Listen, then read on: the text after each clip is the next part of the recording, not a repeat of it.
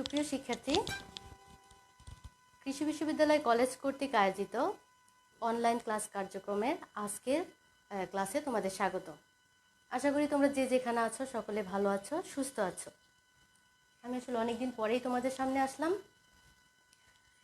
তো অন্য কথা না বাড়িয়ে আজকে আমরা চলো আমাদের ক্লাসেই ফিরে যাই। আমরা পড়ছিলাম 10ম অধ্যায় মানব দেহের প্রতিরক্ষা। মানব দেহের প্রতিরক্ষার 3টা ডিফেন্স লাইন আছে, 3টা প্রতিরক্ষা স্তর আছে। এর মধ্যে প্রথম প্রতিরক্ষা স্তর এবং দ্বিতীয় প্রতিরক্ষা স্তর আমরা অলরেডি আলোচনা করেছি। আজকে আমরা তৃতীয় প্রতিরক্ষা স্তর নিয়ে আলোচনা করব।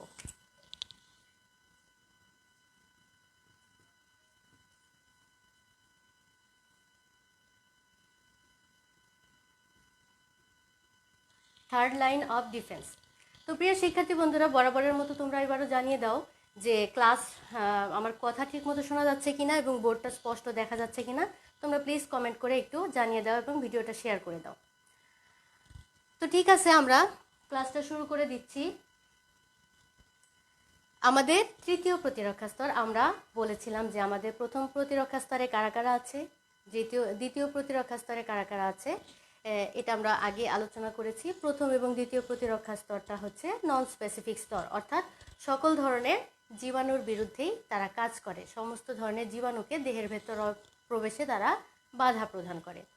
এখন জীবাণু যদি কোনো কারণে প্রথম এবং দ্বিতীয় প্রতিরক্ষা স্তর ভেদ করে দেহের অভ্যন্তরে প্রবেশ করেই যায়, তখন তৃতীয় প্রতিরক্ষা স্তর কী করে, সেটাকে বাধা প্রদান করে থাকে।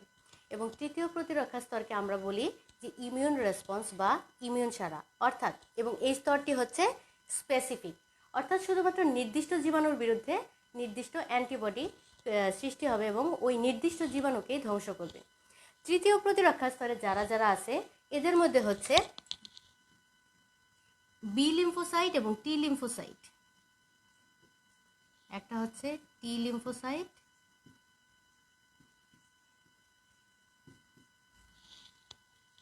এবং আর একটা হচ্ছে বি লিম্ফোসাইট।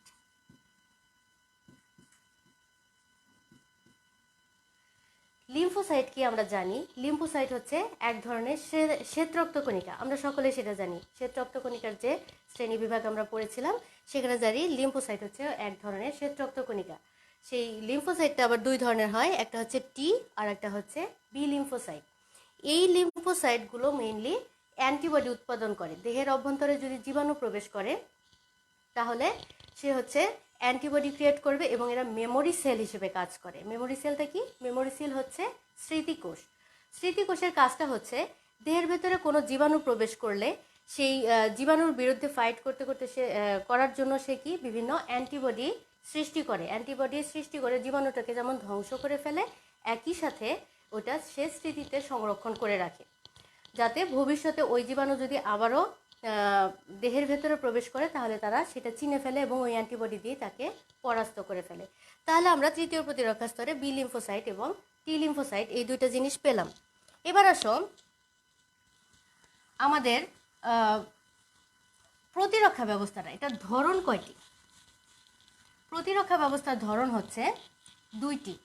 একটা হচ্ছে সহজাত প্রতিরক্ষা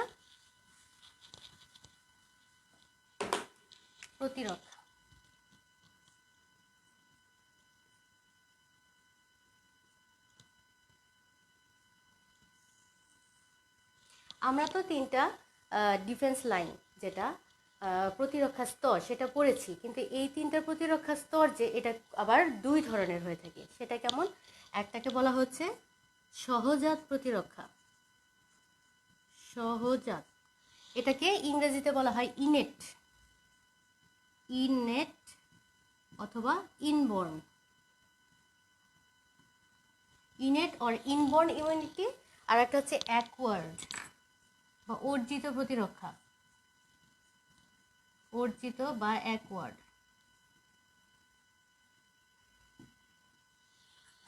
একটা হলো সহজাত আর একটা হচ্ছে অর্জিত। সহজাত প্রতিরক্ষাটা কি? যে প্রতিরক্ষা ব্যবস্থা আমাদের জন্মের সময় থেকেই বংশ পরম্পরায় সঞ্চারিত হয় এবং এটি একটি স্থায়ী প্রতিরোধ ব্যবস্থা, সেটাই হচ্ছে সহজাত।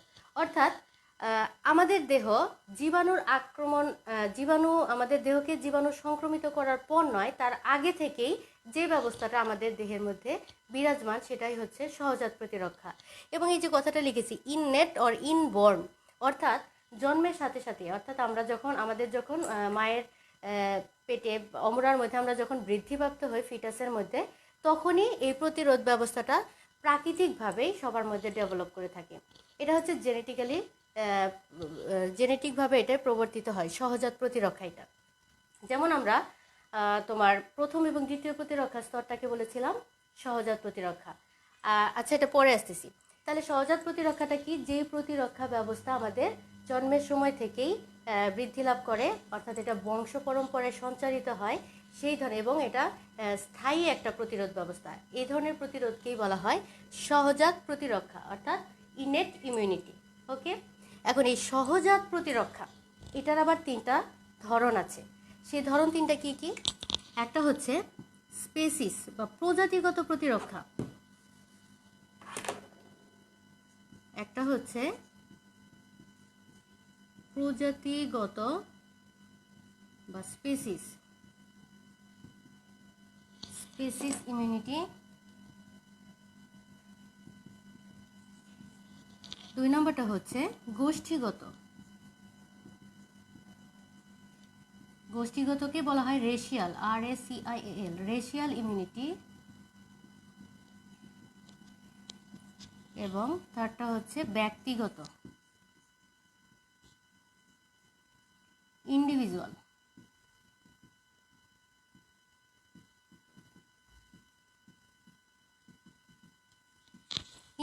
ইমিউনিটি।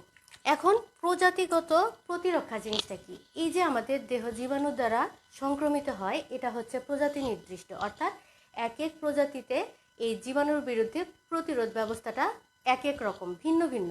সাপোজ মানুষ একটা প্রজাতি, ভেড়া একটা প্রজাতি, ঘোড়া, মহিষ, বানর, মুরগি, এরা হচ্ছে ভিন্ন ভিন্ন প্রজাতি। যেমন মানুষ যদি কোনো একটা জীবাণু দ্বারা সংক্রমিত হয়, অর্থাৎ মানুষের মধ্যে এটার প্রতিরোধ ক্ষমতাটা কম, কিন্তু ওই একই জীবাণু দ্বারা অন্য কোনো প্রজাতি সংক্রমিত হবে না। যেমন বি অ্যানথ্রাসিস নামক একটা জীবাণু আছে যেটার দ্বারা মানুষ সংক্রমিত হয়, কিন্তু এই জীবাণুটা দ্বারা মুরগি শনাক্ত হয় না, অর্থাৎ এই জীবাণুটা হচ্ছে প্রজাতি নির্দিষ্ট। এই ধরনের ইমিউনিটিকে বলা হয় প্রজাতিগত ইমিউনিটি বা স্পেসিস ইমিউনিটি। এই যে তিনটা টাইপ সহজাত প্রতিরক্ষার, এটা একটু মনে রাখতে হবে। তাহলে প্রজাতিগত বা স্পেসিস ইমিউনিটি কি আমরা জানলাম। নেক্সট আসো গোষ্ঠীগত বা রেশিয়াল ইমিউনিটি। গোষ্ঠী, প্রজাতির মধ্যে আবার বিভিন্ন গোষ্ঠী আছে। আমি মানুষের কথাটাই একটু বিবেচনা করি, মানুষের উদাহরণটাই দিই। যেমন মানুষ একটা স্পেসিস, মানুষের মধ্যে বিভিন্ন গোষ্ঠী আছে, রেস আছে, যেটাকে বলা হয় হিউম্যান রেস। যেমন ধরো কৃষ্ণাঙ্গ, শ্বেতাঙ্গ, মঙ্গোলিয়ান, ককেশিয়ান, রেড ইন্ডিয়ান, সবাই কিন্তু মানুষ, তাই না? কিন্তু এই মানুষের মধ্যে যে ভ্যারিয়েশনটা আছে এটা হচ্ছে বলা হয় গোষ্ঠীগত। তো এই মানুষেরই বিভিন্ন গোষ্ঠীর মধ্যে এই রোগ জীবাণুর বিরুদ্ধে এক এক গোষ্ঠী এই রোগ প্রতিরোধ ক্ষমতাটা এক এক গোষ্ঠীর মধ্যে এক এক রকম। যেমন যক্ষা দ্বারা কৃষ্ণাঙ্গরা শ্বেতাঙ্গদের তুলনায় বেশি যক্ষায় আক্রান্ত হয়। যক্ষা নামে যে রোগটা আছে, শ্বেতাঙ্গদের তুলনায় কৃষ্ণাঙ্গরা বেশি আক্রান্ত হয়ে থাকে, অর্থাৎ কৃষ্ণাঙ্গদের তুলনায় শ্বেতাঙ্গদের এই রোগ প্রতিরোধ করার ক্ষমতাটা বেশি। আশা করি বুঝাতে পেরেছি। তাহলে এটাকে বলা হয় গোষ্ঠীগত ইমিউনিটি বা গোষ্ঠীগত প্রতিরক্ষা। ব্যক্তিগত বা ইন্ডিভিজুয়াল, একই এলাকায়, একই ভৌগোলিক এলাকায়, একই প্রজাতির একই গোষ্ঠীর মধ্যে প্রাণীর মধ্যে হচ্ছে কি দেখা যায় যে পার্সন টু পার্সন এই ভ্যারিয়েশনটা হয়ে থাকে। কীরকম ভ্যারিয়েশন? যেমন হচ্ছে দুটা মানুষের মধ্যে কিন্তু তোমার রোগ প্রতিরোধ ব্যবস্থাটা ভিন্ন রকম। এটা আরও স্পেসিফিকভাবে বলতে গেলে একই মায়ের যদি দুটা সন্তান থাকে বা তিনটা সন্তান থাকে, তো দুইটা সন্তানের মধ্যে রোগ প্রতিরোধ ব্যবস্থাটা কিন্তু সমান হয় না। যেমন খুব ইজিলি আমরা একটা উদাহরণের সাহায্যে বলতে পারি, যেমন একই ক্লাসে তোমরা অনেকেই আছো, তাই না? তো দেখা যায় যে যখন আমাদের ঋতু পরিবর্তন হয় বা সিজনাল চেঞ্জের সময় আমরা স্বাভাবিকভাবেই সর্দি কাশি জ্বর ভাইরাল ফিভার মেনলি এসব দ্বারা আক্রান্ত হয়ে থাকি, কিন্তু আমরা কি একবারে গণহারে সবাই আক্রান্ত হই? অবশ্যই না। কেউ কেউ আক্রান্ত হয়, আবার কিন্তু অনেকে সুস্থও থাকে। অর্থাৎ এটা পার্সন টু পার্সন এটা ভ্যারি করে। এই রোগ প্রতিরোধ ক্ষমতাটা ব্যক্তির মধ্যে পার্থক্য থাকে। এটাকেই বলা হয় ইন্ডিভিজুয়াল বা ব্যক্তিগত ইমিউনিটি, ব্যক্তিগত প্রতিরক্ষা। তাহলে সহজাত প্রতিরক্ষাটা হচ্ছে আমাদের জন্মগত রোগ আক্রান্ত হওয়ার আগেই, জীবাণুর সংস্পর্শে আসার আগেই আমরা আমাদের দেহে একটা অটোমেটিক প্রাকৃতিক একটা প্রতিরোধ ব্যবস্থা হয়ে থাকে, যাতে যে কোনো জীবাণুর সংস্পর্শে আসার সাথে সাথেই যেন দেহ সেটাকে বাধা প্রদান করতে পারে। এটাকেই বলা হচ্ছে সহজাত ইমিউনিটি বা ইননেট অর ইনবর্ন ইমিউনিটি। ওকে, এরপর আসো অর্জিত। অর্জিত বা অ্যাকোয়ার্ড, এটার নামটা দেখেই বোঝা যাচ্ছে যে এটা জন্মের সময় থেকেই নয়, জন্মের পর মানুষ বা যে কোনো প্রাণী জন্মানোর পর যেই ইমিউনিটিটা অর্জন করে, যে প্রতিরক্ষা ব্যবস্থাটা অর্জন করতে হয়, প্রতিরোধ ব্যবস্থা, সেটাকে বলা হয় অর্জিত বা অ্যাকোয়ার্ড। তাদেরকে অ্যাচিভ করতে হয়। অর্থাৎ জন্মানোর পর রোগ জীবাণুর সংস্পর্শে আসার পরেই কিন্তু তাকে এই ক্ষমতাটা অর্জন করতে হয়। এখন দেখো অর্জিত প্রতিরক্ষা, অ্যাকোয়ার্ড ইমিউনিটি, অর্জিত প্রতিরক্ষা। অর্জিত প্রতিরক্ষাটা আবার দুই ধরনের। এটা আমি একটু এদিকে লিখি।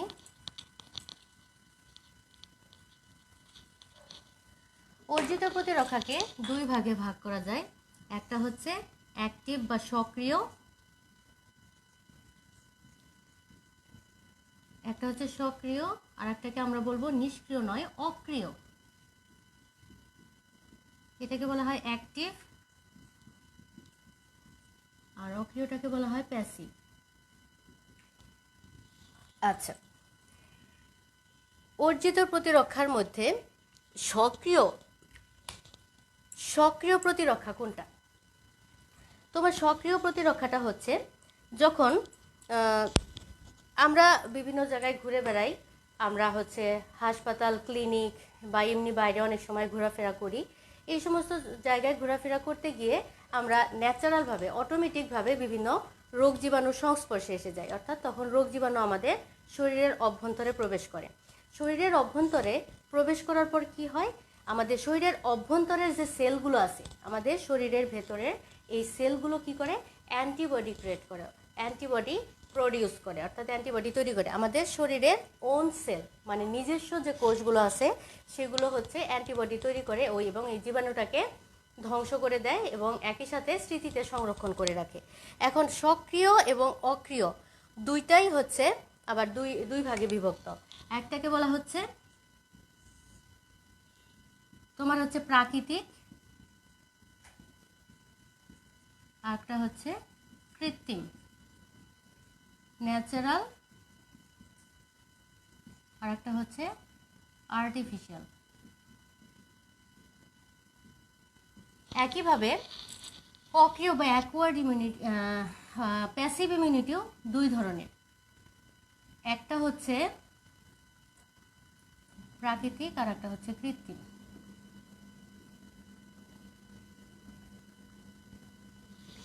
প্রাকৃতিক এবং কৃত্রিম। তো সক্রিয় প্রাকৃতিক মানে ন্যাচারাল, অ্যাক্টিভ, অ্যাকোয়ার্ড ইমিউনিটি, এটা কাকে বলবো? এই সক্রিয়র মধ্যে প্রাকৃতিক কোনটাকে বলবো? যেমন ধরো, খুব ছোট একটা উদাহরণের মাধ্যমে আমরা বলতে পারি, আমাদের চিকেন পক্সের নাম নিশ্চয়ই তোমরা সকলেই শুনেছ।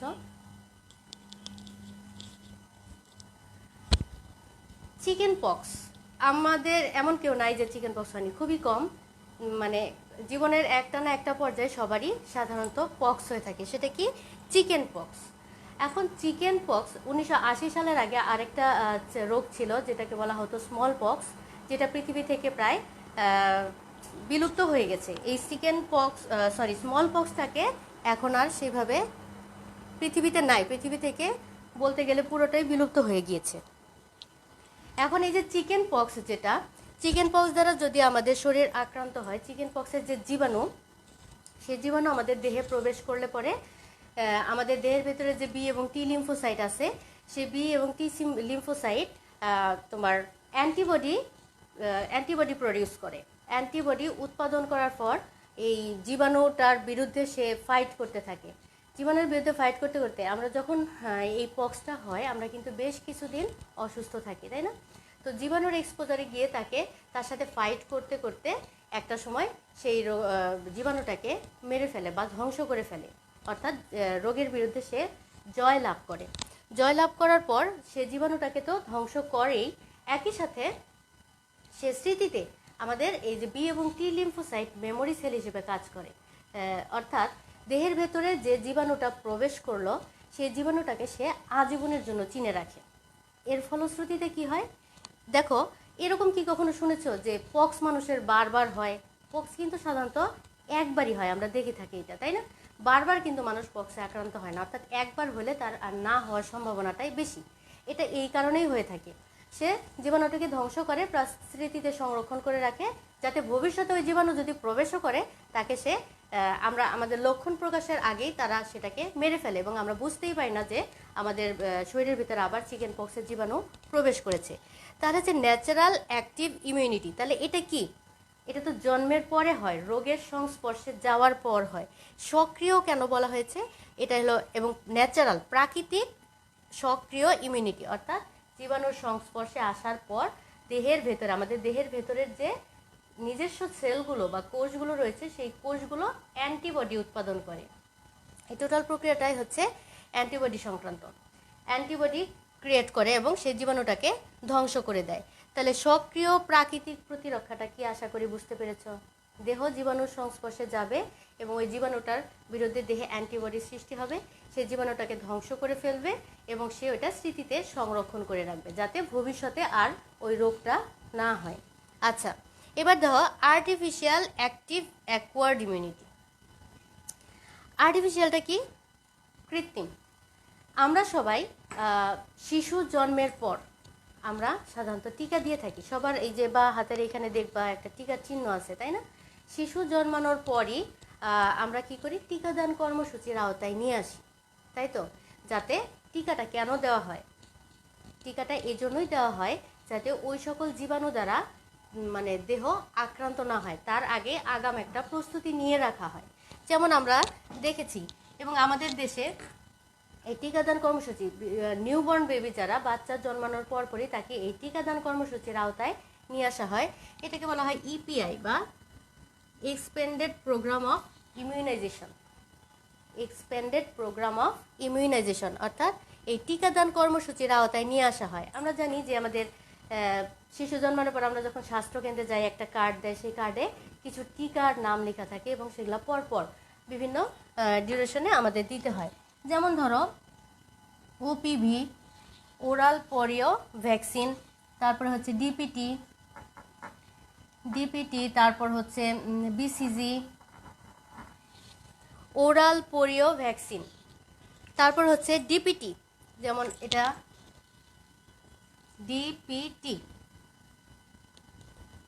ডিপিটি হচ্ছে ডিপথেরিয়া, পার্টুসিস আর হচ্ছে টিটেনাস। ডিপথেরিয়া, হুপিং কাশি এবং টিটেনাস, এই তিনটা টিকা একত্রিত করে আমাদের দেহে পুশ করা হয়। এই ক্ষেত্রে কি করা হয় জানো? খুব মজার একটা বিষয়। এই রোগগুলোর জন্য দায়ী যে জীবাণু, যে কোনো ধরনের ধরো ভাইরাস অথবা ব্যাকটেরিয়া, সেই ব্যাকটেরিয়াটা মানে আমাদের শরীরে পুশ করা হয়। যদি ব্যাকটেরিয়া শরীরে পুশ করা হয় তাহলে আমাদের কী অবস্থা ভয়াবহ হবে? এটাকে কিন্তু সরাসরি প্রবেশ করানো হয় না। যেটা টিকা আকারে প্রবেশ করানো হয়, সেই ভাইরাস অথবা ব্যাকটেরিয়াকে পরীক্ষাগারে বিশেষ প্রক্রিয়ায় সেগুলোকে নিষ্ক্রিয় করে বা নির্জীব করে আমাদের দেহের যেন ক্ষতি না হয় এরকমভাবে প্রসেস করে টিকার আকারে আমাদের দেহে পুশ করানো হয়। যেমন ধরো ডিপিটি, ডিপথেরিয়া, পার্টুসিস, হুপিং কাশি, টিটেনাস, এই তিনটা টিকাকে তিনটা রোগের জন্য দায়ী যে জীবাণু আছে সেই জীবাণুটাকে নিষ্ক্রিয় করে যাতে আমাদের দেহে ক্ষতি না হয় ওটা আমাদের দেহে প্রবেশ করানো হয়। ফলে কি করলো? ওইটা আমাদের জন্য দেহের জন্য কোনো ক্ষতিকর না, কিন্তু এটা তো বিজাতীয় প্রোটিন, তাই না? তো দেহে প্রবেশ করানোর পর আমাদের দেহটাকে অ্যান্টিজেন হিসেবে আখ্যায়িত করবে এবং এই জীবাণুটাকে সে চিনে রাখলো।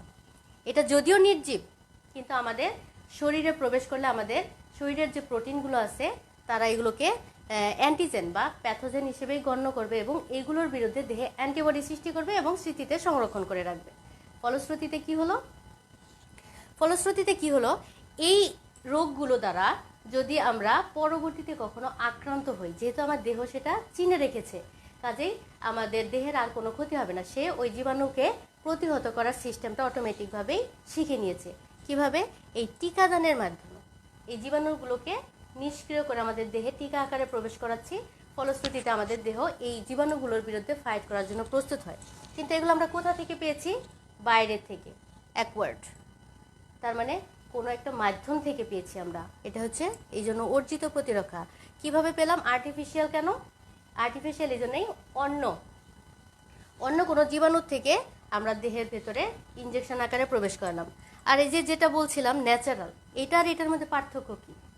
ন্যাচারাল মানে প্রাকৃতিকভাবে আমরা কোনো একটা জীবাণুর সংস্পর্শে আসলাম এবং প্রাকৃতিকভাবে আমাদের দেহের সেলগুলো অ্যান্টিবডি ক্রিয়েট করলো। আর এটাতে আমরা কৃত্রিমভাবে দেহের ভেতরে আমরা জীবাণু প্রবেশ করালাম এবং ওইটার জন্য দেহের ভেতরে অ্যান্টিবডি ক্রিয়েট হলো। তাহলে দুইটার মধ্যে পার্থক্যটা নিশ্চয়ই বুঝতে পেরেছ, ন্যাচারাল আর আর্টিফিশিয়াল অ্যাক্টিভ ইমিউনিটি। তাহলে এটা কি হলো? আমরা অর্জন করলাম, এই অ্যান্টিবডিগুলো আমাদের দেহের ভিতরে ক্রিয়েট হলো। এবার আসো অক্রিয় বা প্যাসিভ। প্যাসিভটা কেমন জিনিস? এটা পুরাটাই অন্যের ওপর ডিপেন্ডেন্ট, মানে অন্যের থেকে, অন্য একটা বডি থেকে বা অন্য কোনো প্রাণী দেহ থেকে সরাসরি অ্যান্টিবডিটা আমার দেহের ভিতরে প্রবেশ করানো হয়। ঠিক আছে? তাহলে অক্রিয় প্রাকৃতিক বা প্যাসিভ ন্যাচারাল ইমিউনিটি কোনটা? ধরো আমরা যখন মাতৃগর্ভে অবস্থান করি তখন আমাদের দেহের সাথে আমাদের যে ফিটাস বা ভ্রূণের সাথে মায়ের দেহের একটা সংযোগ থাকে। কিসের মাধ্যমে? আম্বিলিকাল কর্ড বা নাভিরজ্জু। এই নাভিরজ্জুর মাধ্যমে মায়ের দেহ থেকে শিশু বেবির শরীরে কি হয়? এক ধরনের অ্যান্টিবডি চলে আসে। সেই অ্যান্টিবডিটার নাম কি? আইজিজি। আমরা নেক্সট ক্লাসে অ্যান্টিবডি কী জিনিস তা তো বুঝতেই পারছো। অ্যান্টিবডির প্রকারভেদ, অ্যান্টিবডির গঠন, অ্যান্টিবডির কার্যাবলী, এই সমস্ত নিয়ে আলোচনা করব। তো অ্যান্টিবডি বিভিন্ন ধরনের হয়, তার মধ্যে একটা হচ্ছে আইজিজি, যেটা শুধুমাত্র মায়ের শরীর থেকে ভ্রূণের শরীরে প্রবেশ করে। যে এই প্লাসেন্টার মাধ্যমে, এটাকে বলা হয় প্লাসেন্টাল রুট। এই প্লাসেন্টাল রুটের মাধ্যমে মায়ের শরীর থেকে বাচ্চার শরীরে, বেবির শরীরে আইজিজি নামক ইমিউনোগ্লোবিউলিন বা অ্যান্টিবডিটা স্থানান্তরিত হয় একমাত্র মায়ের শরীর থেকে বেবির শরীরে। তাহলে এটা কি অন্য মাধ্যমে পেলাম না, কিন্তু এটা প্রাকৃতিকভাবে, এটা সবার ক্ষেত্রেই হয়ে থাকে, প্রাকৃতিকভাবে হয়ে থাকে। অন্য মাধ্যমে আমরা সরাসরি দেহের ভেতরে অ্যান্টিবডি প্রবেশ করলো এবং এই অ্যান্টিবডিটা ওই বেবির দেহটাকে কি করে? রোগ প্রতিরোধক্ষম করে তোলে। তাহলে ন্যাচারাল প্যাসিভ অ্যাকোয়ার্ড ইমিউনিটি কি আমরা বুঝলাম? সরাসরি সোজা কথা হচ্ছে অন্যের শরীর থেকে তোমার শরীরে অ্যান্টিবডিটা প্রবেশ করানো। এটা যেহেতু মা থেকে বাচ্চার শরীরে এটা প্রাকৃতিকভাবে হয়েছে, এই জন্য এটাকে বলা হয় ন্যাচারাল প্যাসিভ ইমিউনিটি। ওকে, এখন দেখো আর এক ধরনের প্যাসিভ ইমিউনিটি আছে যেটাকে বলা হচ্ছে কৃত্রিম। আচ্ছা, কৃত্রিম আর্টিফিশিয়াল প্যাসিভ ইমিউনিটি কোনটা? অনেক সময় দেখো আমাদের কোথাও যদি কেটে যায়, বিশেষ করে লোহা জাতীয় কোনো জিনিস যদি কেটে যায়, তাহলে আমরা সাধারণত টিটেনাস ইনজেকশন দিয়ে থাকি, তাই না? আবার ধরো পাগলা কুকুরে যদি কখনো কামড়ায়, তাহলে কি জলাতঙ্ক হওয়ার সম্ভাবনা থাকে, তখন আমরা দেহের ভেতরে কি করি? আমাদের বিশেষ করে নাভির চারপাশে আগে হচ্ছে 14টা ইনজেকশন দিত, যদি এখন কম দিতে হয়। তো এরকম জলাতঙ্ক হলে অথবা কোথাও কেটে গেলে আমরা সরাসরি কি করি? অ্যান্টিবডি, এই টিটেনাসের মানে ইনজেকশন আকারে আমাদের শরীরে প্রবেশ করানো হয়। এক্ষেত্রে কি প্রবেশ করানো হয়? অ্যান্টিবডি প্রবেশ করানো হয়, সরাসরি অ্যান্টিবডি। এটা আর আমাদের দেহের ভিতরে ক্রিয়েট করতে হয় না। দেখো, সক্রিয় প্রতিরক্ষাতে কি হয়? নিজের শরীরের ভেতরেই হচ্ছে অ্যান্টিবডি সৃষ্টি হয়। আর অক্রিয়র মধ্যে, প্যাসিভের মধ্যে কি হয়? সরাসরি বাইরে থেকে অ্যান্টিবডিটা দেহের অভ্যন্তরে প্রবেশ করানো হয়। ঠিক আছে, এটাই হচ্ছে কৃত্রিম বা আর্টিফিশিয়াল প্যাসিভ অ্যাকোয়ার্ড ইমিউনিটি। ওকে, আশা করি প্রতিরক্ষার এই দুইটা জিনিস তোমরা বুঝতে পেরেছো। আরেকবার বলে দিই, প্রতিরক্ষার দুইটা টাইপ, একটা হলো সহজাত, একটা হলো অর্জিত। সহজাত যেটা যেটা জন্মের পরপরই, জন্মের সময় থেকে মানুষের মধ্যে এটা থেকে থাকে এবং এটা দীর্ঘস্থায়ী একটা ব্যবস্থা, যেটা জীবাণু সংস্পর্শে আসার আগে থেকেই প্রাণী দেহে এটা বিরাজ করে। এটাকে বলা হয় সহজাত বা ইননেট অর ইনবর্ন ইমিউনিটি। এটার আবার তিনটা টাইপ, প্রজাতিগত, গোষ্ঠীগত, ব্যক্তিগত, ব্যাখ্যা করেছি। তাহলে এটা আমরা জানলাম সহজাত। অর্জিত প্রতিরক্ষাকে দুভাগে ভাগ করেছি, সক্রিয় এবং অক্রিয়, অ্যাক্টিভ অর প্যাসিভ। ঠিক আছে, অর্থাৎ অর্জিত প্রতিরক্ষাটা জন্মের পর জীবাণুর সংস্পর্শে আসার পরে যেটা অর্জন করতে হয়, যেটা আমাদের অর্জন করতে হয়, অ্যাচিভ করতে হয়, সেটাই হচ্ছে অর্জিত প্রতিরক্ষা। তো অ্যাক্টিভ অ্যাকোয়ার্ড ইমিউনিটিকে আবার দুই ভাগে ভাগ করেছি, একটা হলো প্রাকৃতিক, কৃত্রিম। প্রাকৃতিকের উদাহরণ কি, তোমরা একটু ঝটপট লিখে ফেলো তো, যে প্রাকৃতিক ন্যাচারাল অ্যাক্টিভ ইমিউনিটির উদাহরণ কি ব্যাখ্যা করেছি। আর কৃত্রিম কোনটা, দেখো সক্রিয়ের কৃত্রিম আর অক্রিয়ের কৃত্রিমের মধ্যে পার্থক্যটা কি। এটাতে সরাসরি ইনজেকশন আকারেই তো জীবাণুটা দেওয়া হয়, তাই না? এটাও ইনজেকশনের মাধ্যমে দেওয়া হয়, এটাও ইনজেকশনের মাধ্যমে দেওয়া হয়। তাহলে এটার মধ্যে পার্থক্যটা কি? এই ক্ষেত্রে সরাসরি জীবাণু প্রবেশ করানো হয় শরীরের অভ্যন্তরে, আর এই ক্ষেত্রে হচ্ছে অ্যান্টিবডি। এই জিনিসটা একটু ক্লিয়ার থাকতে হবে। তাহলে সক্রিয় কৃত্রিমের মধ্যে সরাসরি জীবাণু প্রবেশ করানো হয়, জীবাণু দেহের ভেতরে প্রবেশ করলে সে নিজস্ব কোষ থেকে অ্যান্টিবডি প্রডিউস করে। আর অক্রিয়র যে কৃত্রিম, এটার মধ্যে সরাসরি অ্যান্টিবডি তোমার ইনজেকশন আকারে দেহের মধ্যে প্রবেশ করানো হয়। প্রতিরক্ষার ব্যবস্থার এই অধ্যায়টা তোমরা যখন পরবর্তীতে ডাক্তারি পড়তে যাবে, তখন ইমিউনোলজি নামে একটা বিশাল অধ্যায় তোমরা পড়বে। এটা খুবই সামান্য, জাস্ট কোন মানে একটু ধারণা নিয়ে যাওয়া, এটা অনেক ডিটেলে অনেক অনেক ব্যাখ্যা আছে। ঠিক আছে, তো এই জিনিসটা আশা করি বুঝতে পেরেছ। আচ্ছা, সহজাত প্রতিরক্ষার এখানে আরেকটা জিনিস বোঝার আছে। সহজাত প্রতিরক্ষা তো 3 ধরনের আমরা বলেছি। এখন সহজাত প্রতিরক্ষাটা কিভাবে কাজ করে, সহজাত প্রতিরক্ষা কিভাবে কাজ করে আমরা একটু দেখি। এটা 6টি ধারাবাহিক ধাপে কাজ করে থাকে।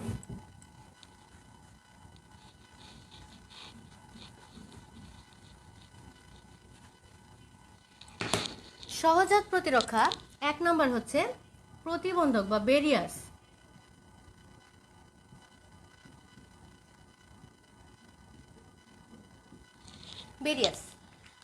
ব্যারিয়ার্স মানে কি, বিভিন্ন ধরনের প্রতিবন্ধক। যেমন আমরা প্রথম প্রতিরক্ষা স্তরে পড়েছি ত্বক, তারপর নাকের লোম, তারপর আমাদের শ্বাসনালীর ট্রাকিয়াতে যে সিলিয়া আছে, সিলিয়া, কানের সিরুমেন, পাকস্থলীর হাইড্রোক্লোরিক অ্যাসিড ইত্যাদি, এরা হচ্ছে প্রথম প্রতিরক্ষা স্তরের প্রতিবন্ধক হিসেবে কাজ করে।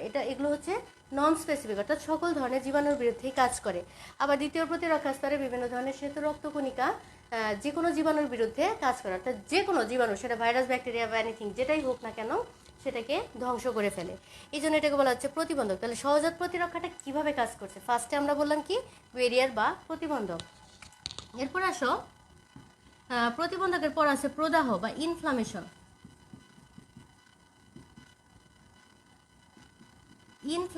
বা প্রদাহ, অর্থাৎ এটা দ্বিতীয় প্রতিরক্ষা স্তরে ব্যাখ্যা করেছিলাম। আমাদের ত্বক যদি কোনোভাবে ক্ষতিগ্রস্ত হয় বা আঘাতপ্রাপ্ত হয়, তাহলে সেই স্থানের যে রক্তনালীগুলো আছে, সেই রক্তনালীর ভেদ্যতাটা বেড়ে যায়। ফলে সেই রক্তনালীর প্রাচীর ভেদ করে কিছু প্রতিরক্ষার যে সকল কোষগুলো আছে, যেমন হচ্ছে নিউট্রোফিল, ম্যাক্রোফেজ, হিস্টামিন, এই উপাদানগুলো সেই জায়গায় এসে পড়ে। আঘাতপ্রাপ্ত হওয়ার পর জায়গাটা গরম হয়ে যায়, লাল হয়ে যায়, ফুলে যায় এবং ব্যথা সৃষ্টি হয়। এই সামগ্রিক ঘটনাটাকেই খুব সংক্ষেপে এটাকে বলা হয় প্রদাহ।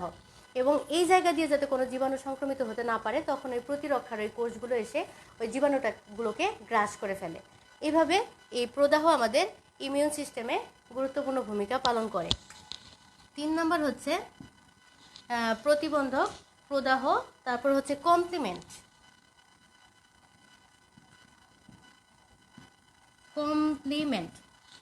কমপ্লিমেন্ট হচ্ছে 20 ধরনের প্রোটিন নিয়ে গঠিত একটা গ্রুপ।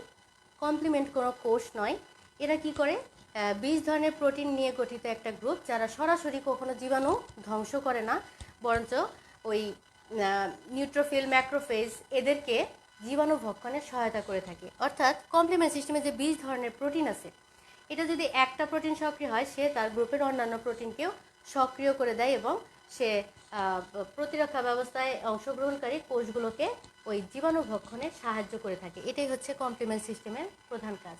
এরপর আসো ইন্টারফেরন।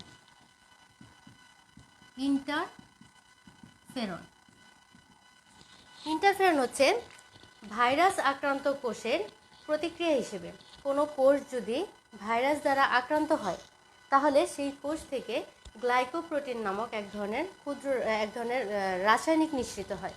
সেই রাসায়নিকটা কী করে? ভাইরাসের বৃদ্ধিকে প্রতিহত করে এবং সেটাকে বিভাজিত হতে দেয় না।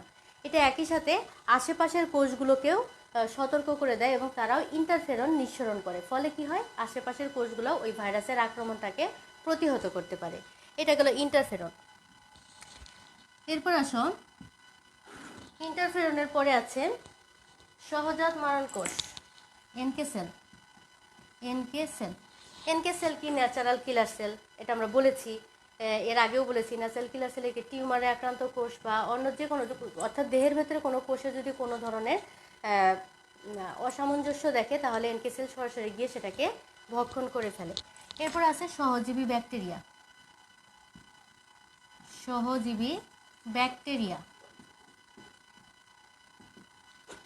সহজীবী ব্যাকটেরিয়াগুলোর কাজ কি?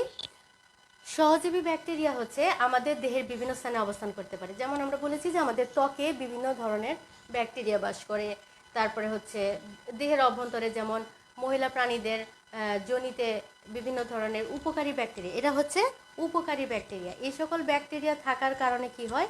অন্য কোনো ক্ষতিকর ব্যাকটেরিয়া ওই জায়গাটা বা ওই স্থানটা দখল করতে পারে না। যেমন আমাদের ক্ষুদ্রান্তের মধ্যে একটা ব্যাকটেরিয়া আছে, ইকোলাই ব্যাকটেরিয়া অন্ত্রে ভিটামিন বি এবং কে সংশ্লেষণ করে থাকে। তো এই সকল সহজীবী ব্যাকটেরিয়াগুলো এইভাবে আমাদের যাতে অন্য ব্যাকটেরিয়া প্রবেশ করতে না পারে সেই জন্য সহায়তা করে থাকে। তো তৃতীয় প্রতিরক্ষা স্তরটা আমরা জানলাম। প্রতিরক্ষা স্তর সহজাত এবং অ্যাকোয়ার্ড প্রতিরক্ষা সম্পর্কেও মোটামুটি জেনেছি। এরপরে যদি তোমাদের কোনো প্রবলেম থাকে আমাকে তোমরা লিখে জানাবা, কোশ্চেন করবা। ঈদের আগে সম্ভবত এটাই আমার শেষ ক্লাস। আশা করি ঈদের পরে আবার দেখা হবে অ্যান্টিবডি নিয়ে। সে পর্যন্ত সবাই সুস্থ থাকো, ভালো থাকো, এই প্রত্যাশায় শেষ করছি আজকের ক্লাস।